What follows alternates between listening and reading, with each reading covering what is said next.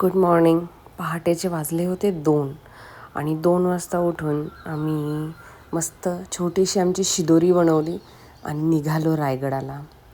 तर रायगडाला आम्ही तर निघालो, पण ह्या चिमुकलीचे शब्द मात्र काही थांबत नव्हते. आपण रायगडला का चाललो? कोण आहे तिथे?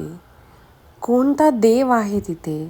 असे या चिमुकलीचे छोटे छोटे शब्द मनाला मात्र भावत होते की आता हिला मी कसं समजावू की कोण राहतं त्या रायगडावरती, काय आहे हा रायगड, काय दर्शवतो आपल्याला रायगड, काय शिकून घ्यायचं रायगडाकडून.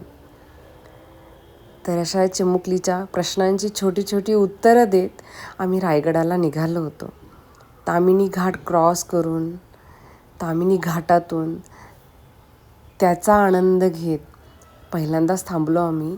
थोडासा नाश्ता म्हटलं काहीतरी करून जावं म्हणून नाश्त्यासाठी थांबलो. तर हिचं नेहमीचं चालू झालं की अगं माऊला भूक लागली, तिच्या पण पोटीला भूक लागली असेल ना, मग तिलाही काहीतरी देऊ आपण खायला. तर असं करत आम्ही निघालो आणि ताम्हिणी घाट चालू झाल्यावरच असे सुंदर सुंदर दृश्य आम्हाला बघायला मिळालं. गाडीमध्ये मी, अनिकेत, गणू, अश्विनी, तुषार असे आम्ही सगळे रायगडाला जायला निघालो. खूप सारे एक्साइटमेंट होत्या आमच्या आणि मस्त गाडीमध्ये महाराजांची गाणी लावून, महाराजांच्या घोषणा लावून आम्ही रायगडासाठी प्रस्थान केलं. खरंच रायगड म्हणजे स्वर्गसुख नाही का? अगर स्वर्ग बघायचा असेल तर तो त्या रायगडावरतीच बघावा. अगर देवाला बघायचं असेल तर त्या रायगडावरतीच बघावं. आणि ह्या ताम्हिणीची अशी ही डेंजर वळणं आम्ही घेऊन रायगडाला निघालो होतो. देव काय असतो त्या फक्त रायगडाने सांगावं. सॅक्रिफाईस काय असतं हे फक्त रायगडाने सांगावं. रायगडाचा स्वर्ग आणि रायगडाचा देव हे सगळं बघण्यासाठी मन असं आतुर होतं. आणि ह्या अशा मनातल्या त्या भावना घेऊन अंगावरती शहारे आणणाऱ्या अशा त्या आम्ही घोषणा ऐकून रायगडाला निघालो. आणि ह्या माझ्या चिमुकलीचे शब्द ऐक.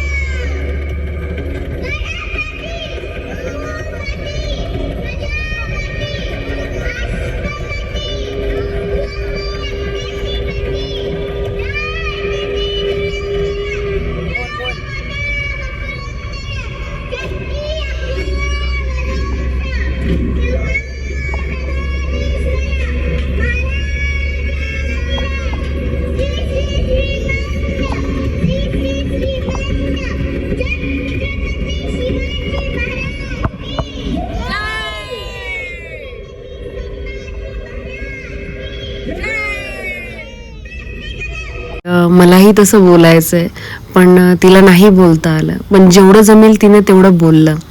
तर ते बघून आम्हाला सगळ्यांना आश्चर्य वाटलं की एवढी छोटीशी मुलगी महाराजांच्या घोषणेला एवढा सुंदर प्रतिसाद देते.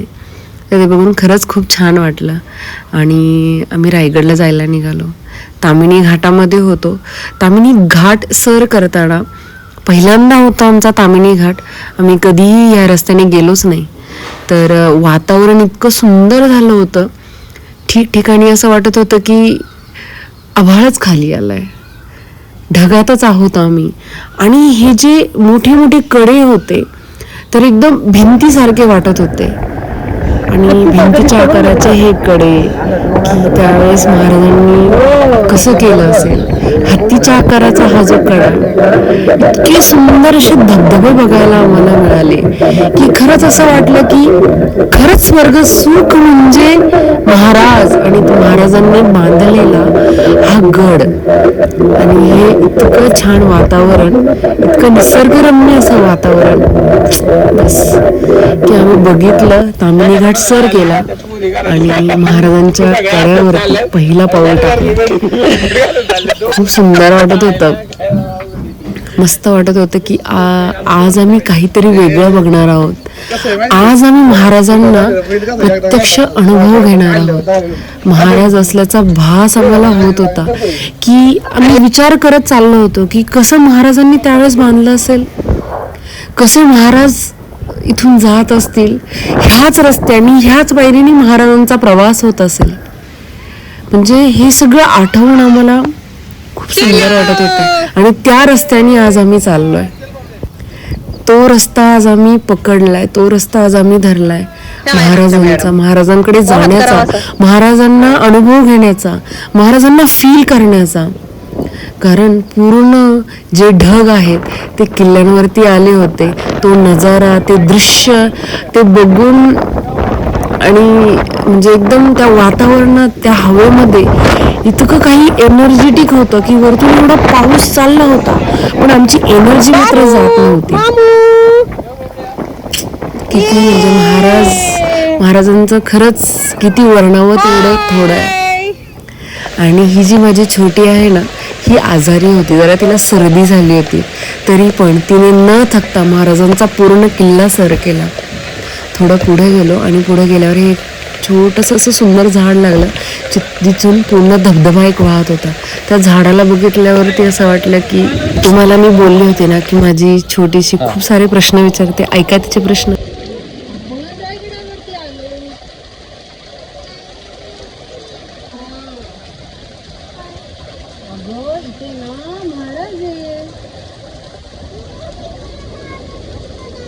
नाही, ते महाराज आहेत आपले बाप्पा आहे इथे वरती. तू बघितलं बाप्पाला? कधी बघितलं? मग तू अशी चालत चालत चालली ना आता बाप्पाकडे? मग तू काय म्हणणार तिथं? तुला मी शिकवलं ना घोषणा, काय म्हणायचं? आस्ते कदम, आस्ते कदम, आस्ते कदम. अशी बोलणार ना तू? बाप्पाकडे जाणार ना आपण महाराजांकडे आलो ना, आपण गडावरती आलो, रायगडावरती आलो. मस्त मस्त पाऊस चाललाय ना इथे. मग तू पावसात भिजत भिजत आली बाप्पाला भेटायला? आली का? अरे वा. मग तू बाप्पाला काय सांगणार? असं सांगणार तू बाप्पाला? असते कदम सांगणार? मोठ्याने बोल. हा असू दे, इकडे मी काय बोलते. तू बाप्पाला काय सांगणार? असं सांगणार. आणि बाप्पाचा पाय पडणार का? पडणार. अरे वा, गुड गर्ल. मॅडम मी इथं थांबले, येऊ शकतो का? जण आपला फोटो घे. काही थोडी दुसऱ्याला गेली पाहिजे अजून काय डे चढायला लागलं बरं का परत इथे ये ना पटकन.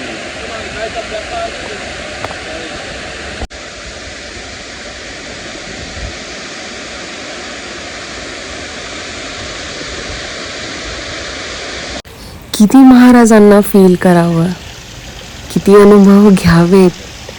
आणि जेव्हा आम्ही इथून चालत होतो ना, अक्षरशः अंगाला काटा येणारा हा क्षण होता की ह्याच पायऱ्यांनी महाराज चालत होते.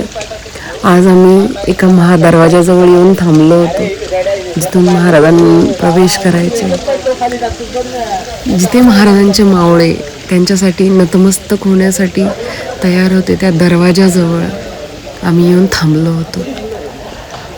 अविस्मरणीय, कधीही न विसरता येणारा हा क्षण, कधीही न विसरता येणारा.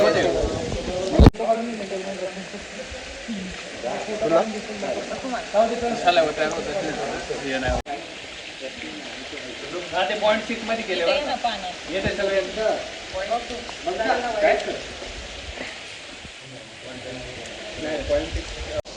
चल बाबू पाय टाक.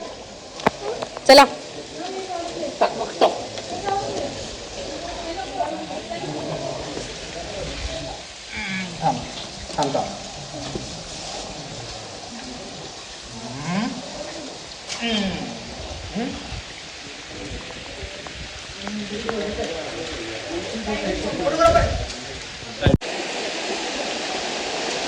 खाली मार उडी, खाली खाली उडी मार.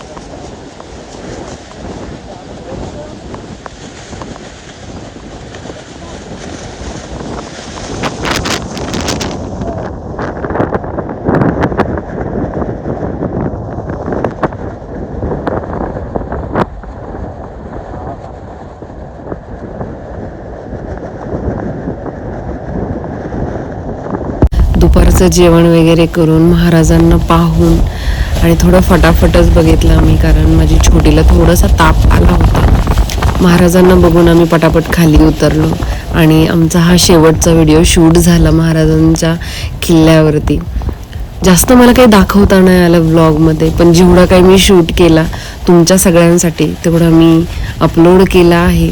तर लवकर लवकर बघा आणि महाराजांचा अनुभव घ्या, महाराजांना फील करा आणि नक्की प्रयत्न करा की तुम्ही परत एकदा पुन्हा एकदा, अगर तुम्ही गेला असेल तर आता तुम्ही परत रायगडावरती मात्र जाऊन या.